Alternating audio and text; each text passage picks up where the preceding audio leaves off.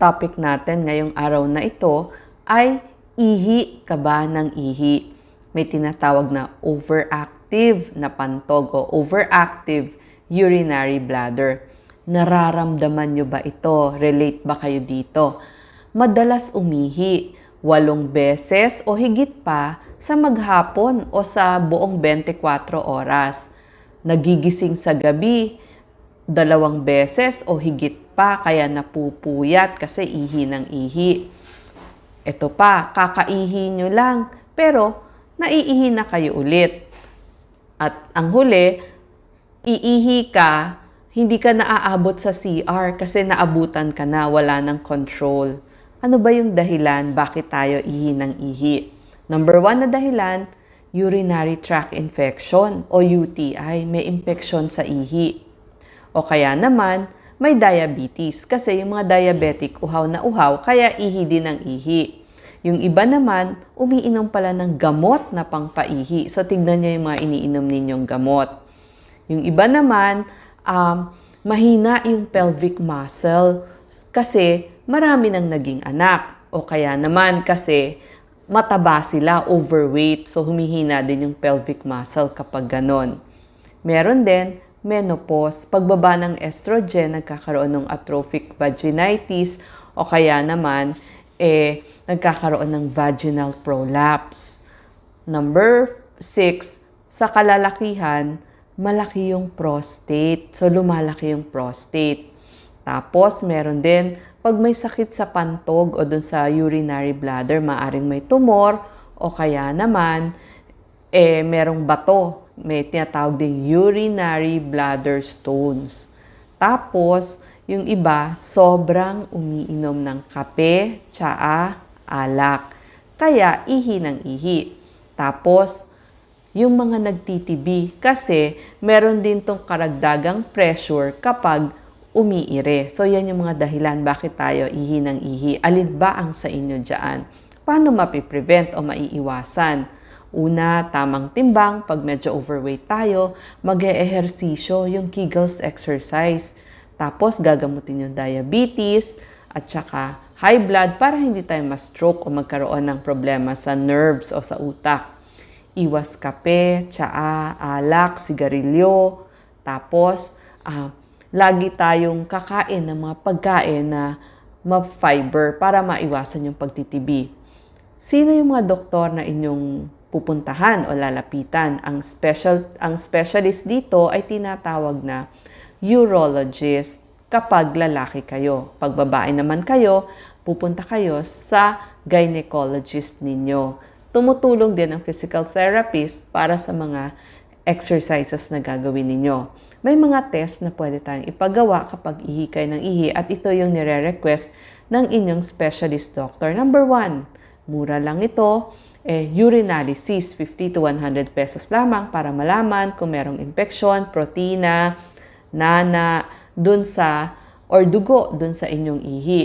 Number 2, pwede din magpa-ultrasound. Kasi pag ultrasound, papainumin kayo ng maraming tubig. I-measure ilang ml yung ihi dun sa inyong pantog. Tapos sasabihin sa inyo, pagka-measure, sabihin, punta kayo dun sa comfort room, umihi. Pagbalik ninyo, titignan kung ilan yung natirang ihi. Yun yung tinatawag na post-void residual urine. So, hindi po masakit ang ultrasound. Number 2, yung uroflowmeter. Ito yung pagsusukat ng lumalabas na ihi. Meron din tinatawag na cystometry o yung test ng bladder pressure. So, yung pressure paglabas ng ihi. Meron din cystoscopy, yung may camera dun sa daanan ng ihi. At huli, yung EMG electromyography kung ang problema natin ay sa nerves at sa utak. Ano ang gamutan? Number 1, kailangan mag-ehersisyo tayo. Yung tinatawag na Kegels exercises. I-search nyo lang po, makikita nyo. Hihiga lang kayo, tapos itataas yung puwitan, taas, baba. Or pwede rin mag-side view, tapos itataas, baba ang isang paa muna. Or tapos sa other side, yung isang paa naman. So, magbibigay tayo, papakita natin paano ginagawa ang Kegels exercises. Maganda na ito sa pag-ihi, maganda din para sa mga muscle ng puwerta. So, nakakatulong din po para sa sex life ninyo. Number 2, tamang timbang kasi pag overweight, more pressure. Number 3, may tinatawag na scheduled ang pag-ihi. Kung pwede, 2 to 4 hours yung pagitan. Tapos same time kada araw para masanay na yung katawan nyo na gano'n ang pag-ihi. Nakakatulong din, number 4, yung pagbili ng adult diapers kapag nagtatagas yung inyong ihi. Magaganda na po ang adult diapers, may pang babae, may pang lalaki. Halos parang panty or briefs lang ho kayo. Pero malaking tulong lalo na pag-travel ninyo. Number 5, may tinatawag na bladder training. Ito yung sinasanay ang sarili na pigilin yung ihi. So, itatry, pigilan 10 minutes hanggang patagal ng patagal 10 minutes, 20 minutes, 30 minutes. So, kaya nyo na pala magpigil ng ihi. Tapos, sa mga menopause, pwedeng magbigay ng vaginal estrogen. Ito yung mga sa atin, kung bibilin mo sa botika, yung Ovestin at saka Vagifem tablet. Tapos, yung mga urologist or gynecologist nyo, nagbibigay din sila ng mga tableta para nga dito sa overactive na o OA na bladder. Kaya lang baka may sintomas yun. So, kailangan maipaliwanag sa inyo. Ang next, number 8, tamang timbang kapag medyo overweight tayo. Tapos, kung constipated tayo, kailangan kumain tayo ng maraming prutas at gulay na marami sa fibers, katulad ng mga patola, okra, papaya, watermelon. Yan po yung mga pwede ninyong kainin. Ngayon, meron ding mga pagkain pwedeng iwasan. Ito yung nagkakaroon siya ng epekto dun sa inyong bladder o naiirita niya. Irritating siya sa urinary bladder. Ito po yung kape, alak, tsaa, maanghang. Yung mga sobrang asim na inumin, iwasan din ho natin. Tsaka yung mga soft drinks. Kung pwede, konti lang. Tsaka kasi baka, kasi mga diuretic to, ito yung nagkukos ng ihi kayo ng ihi. Number 10, pwede po tayong gumawa ng isang diary. Doon, ililista natin ano yung ininom natin, yung sukat ng iniihi natin. So maganda sinusukat din yun. Sinusukat din yung iniinom nating tubig. Ilista nyo yung mga gamot na iniinom ninyo. Tapos oras ng pag-ihi.